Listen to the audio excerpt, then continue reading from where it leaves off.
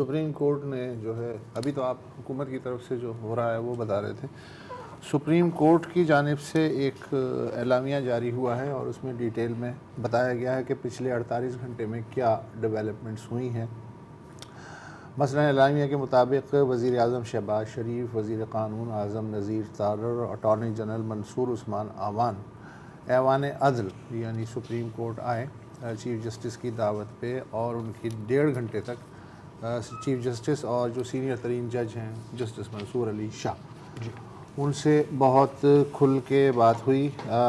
اور اعلامیہ کے مطابق جو ڈیولپمنٹس ہوئی ہیں اس ملاقات سے پہلے تک اس کو ترتیب وار اس میں بیان کیا گیا ہے کہ 26 مارچ کو خط لکھنے والے تمام ججوں سے چیف جسٹس نے انفرادی طور پہ ان کے تحفظات سنے۔ تقریباً 2.5 گھنٹے تک چیف جسٹس نے اپنی رہائش گاہ پہ انہیں بلایا تھا۔ اس کے اگلے دن یعنی 27 کو چیف جسٹس نے اٹارنی جنرل، وفاقی وزیر قانون سے ملاقات کی، اور اس کے بعد سپریم کورٹ کے سینئر ترین جج منصور علی شاہ کے ہمراہ سپریم کورٹ بار کے صدر اور پاکستان بار کونسل کے سینئر ترین رکن سے بھی ملاقات کی، اور ان ملاقاتوں کے بعد ایک فل کورٹ اجلاس میں جو ہے کنسلٹیشن کیا گیا، اور اس کے بعد آج وزیر اعظم سے ملاقات ہوئی۔ ملاقات میں جو ہے وہ یہ طے ہوا کہ ایک انکوائری کمیشن بنایا جائے گا، جو آپ بتا چکے ہیں۔ یہ تحقیقات کمیشنز آف انکوائری ایکٹ 2017 کے تحت ہوگی، جو کہ ایک خاصا پاور دیتی ہیں کسی بھی کمیشن کو۔ کمیشن کی سربراہی ایک امپیکیبل ریپوٹیشن والا جج، امپیکیبل صاف ستھری شخصیت ہوگی، اچھی صادق اور امین ہوں گے۔ ہاں، مطلب اس سے باقی ججوں کے بارے میں پتہ نہیں، سوال نشان ہوتا ہے، ایسی لینگویج ہوتی ہے یار۔ بہرحال اچھا،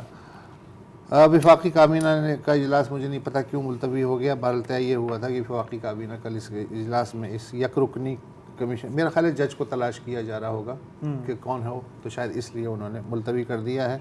اعلامیہ کے مطابق چیف جسٹس نے واضح طور پہ کہا کہ ایگزیکٹو کی مداخلت عدلیہ کے معاملات میں ہرگز برداشت نہیں ہوگی، اور عدلیہ کی آزادی پہ قطعاً کوئی سمجھوتا نہیں ہوگا۔ وزیر اعظم نے یقین دلایا کہ ان باتوں کو یقینی بنانے کے لیے تمام تر جو ہم اقدامات کر سکتے ہیں کریں گے، اور سب سے امپورٹنٹ بات جو انہوں نے کہی ہے وہ یہ ہے کہ جو فیض آباد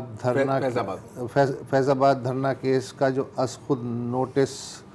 کیس نمبر 7 2017 تھا، جو کہ قاضی فائز عیسیٰ کی صدارت میں ہوا تھا فیصلہ،